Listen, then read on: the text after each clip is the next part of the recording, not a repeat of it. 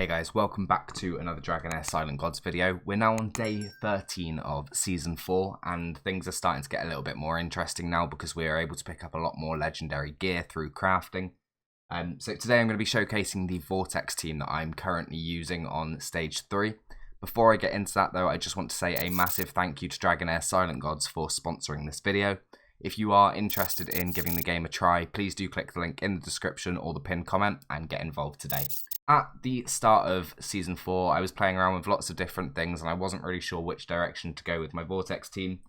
I have now settled on the kind of core of my team. There are some tweaks and changes that I'm going to be making over the next few weeks, but I have settled on running an Ice Blast team, which works really well this week due to the fact that the boss takes an additional 50% damage from battle skills, so it's allowing me to do even more damage than I would usually.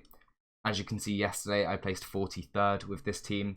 Unfortunately, I'm not able to keep up with the likes of Rook. No matter what I do on my account, I just will not be able to compete.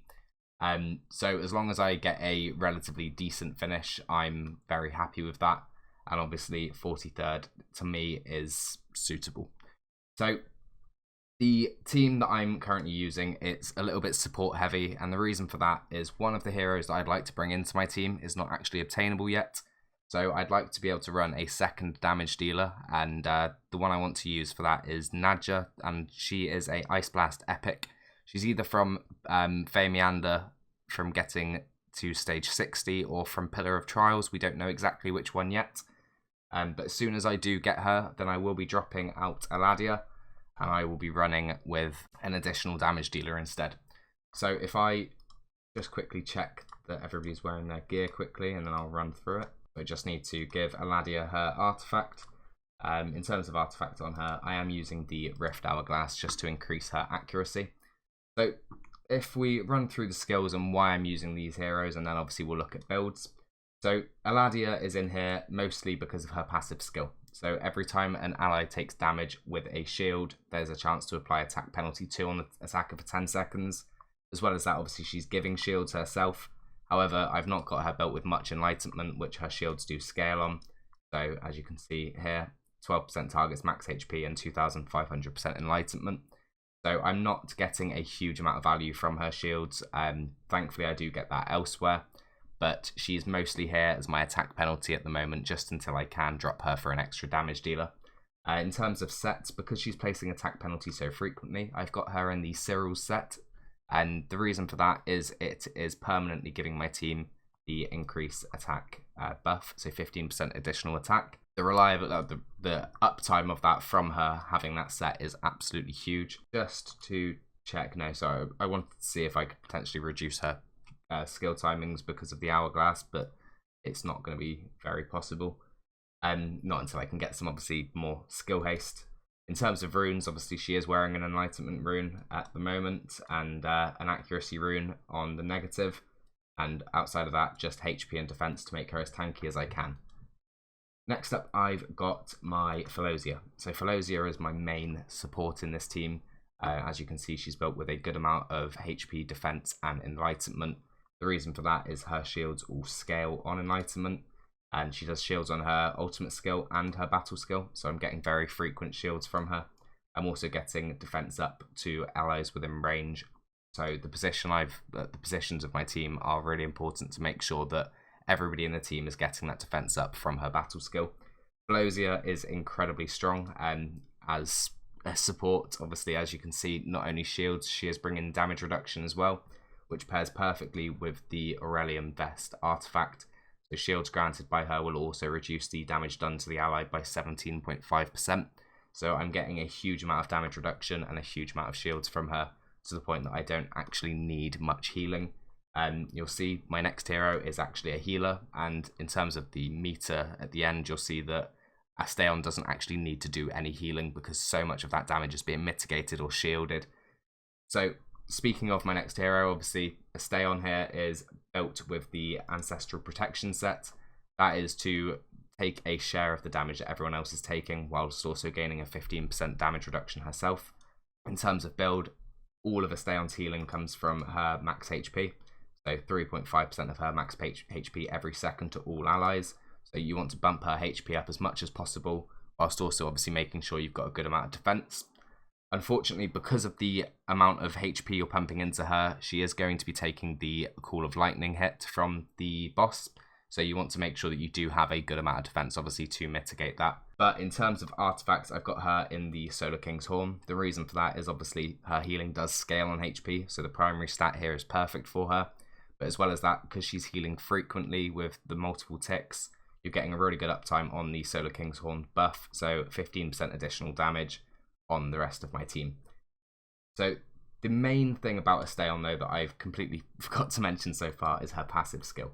So the way she works is she takes 30% of the HP and 30% of the defense from the target. 50% of that stolen attributes is then transferred to the ally with the highest attack. So effectively, I am reducing the Vortex boss's HP, well, HP is not really relevant here, but the defense by 30%. And that's going to allow the rest of my team to do a significant amount of damage on top of what they usually would. But at the same time, I'm giving a large chunk of HP and defense to my highest attack hero.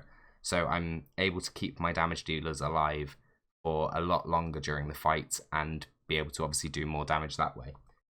So next up, I've got Shinner. So Shinner is here as my enabler for my team. As you can see, she is wearing Witch's Remains, so I have got her built with accuracy and as much damage as I could get. My damage gear isn't the greatest at the moment, so I wasn't able to make any kind of perfect sets and give her a good amount of stats. So as you can see, she's wearing an epic chest with double crit rate, and she's also wearing the Emissary's Whisper set, so 15% attack and skill haste. When releasing ultimate skills, the hero gains a 4% damage bonus up to 5 stacks. So eventually, once Shinner gets going, she's going to be doing a large amount more damage with her ultimate skill through having this set. This is a set I would love to get more of. Unfortunately, my luck with it was relatively limited, so I'm not able to get my primary damage dealer into it yet. But that's obviously something I do aim to push for in the future. I do think it is the best set for Vortex, because it just gives a huge amount of damage. Next up then, we've got Beldel. So Beldel is my primary damage dealer here. She does about 80% of the damage total, maybe even slightly more. As you can see, I've got Beldel built with a huge amount of attack, so 5.5 thousand, nearly 5.6 thousand, 70% crit rate, and then 170% crit damage. The reason for 70% crit rate is I don't have her exclusive artifact, so I am wearing the Poison of Swamp, which gives me an additional 30% crit rate, obviously after receiving healing, which is perfect paired with Asta, who's giving that constant ticks of healing, and I'm also getting 45% more crit damage on top of the stats that are shown here as well. The best bit about that is it does push me over the 200% crit damage to gain the full bonus of this gear set. So when I deal damage with a crit hit, 10% of the crit damage difference between the hero and the enemy will be converted into damage up to 20%. So the way Vortex works is it doesn't actually have any crit damage as far as we're aware. So as long as you hit the 200% threshold, then you're going to be doing 20% more damage with every crit hit. Obviously, having your heroes crit capped. So for example, here I've got 100% on Beldel once the artifact's kicked in. And over 200% crit damage is going to really see your damage jump up. Outside of that, though, obviously, I've got her built with, I think I've got an attack positive rune and an attack negative rune at the moment. I'd love to get one here with more attack rolls and some crit damage potentially just to boost that damage up. The skill haste I've got here really isn't important for my team in Vortex. So that is kind of obviously future goals. I do have this chest, which is really nice, having that triple crit rate. But going forward, obviously, we're going to start to get mythical gloves and such to obviously increase our damage further. So I'll be looking for a attack percent chest in one of the damage sets as soon as possible. So in terms of skill timings for this team, if we have a look here. So I've got my Shinner timed to go as soon as she can, and then every 20 seconds thereafter. My Asta is also timed to go at the same time as Shinner. This is to make sure I'm getting my healing before my Beldel uses her ultimate skill during the defense penalty window. Obviously, as you can see, Beldel is delayed slightly after my Shinner just to ensure that the defense penalty has landed. I've got my Aladia going as soon as she can as well, just to obviously rotate her shields faster.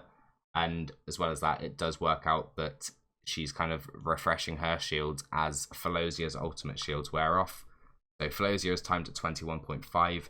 The way that works is it actually triggers just before this hit here lands. So as much as obviously it's after it time-wise, you do get the shields before and the damage reduction before that hit actually lands and does damage to your team. So all of my heroes are on a 20-second rotation, as per the boss's rotation as well, just to ensure that I'm using one ability per round. So let's jump into it. Let's have a look at the run. I am using the only aura I have available, which is 30% more crit damage in all battles. So obviously my Beldel goes up to a significant amount more. That actually takes her to 200%, and then I'm getting another 45% from this artifact as well. So she's got around 245% crit damage, then 100% crit rate, and 5.6k attack. So if I jump into the run, I will open up the damage meter there so you can see the damage as it's going on. I will jump out and I will be back in at the end of the run. I will leave it on the fast speed version because thankfully since the addition of that, nobody has to watch these 9-10 minute Vortex runs anymore, and they are over nice and quickly. So I will be back at the end of the run.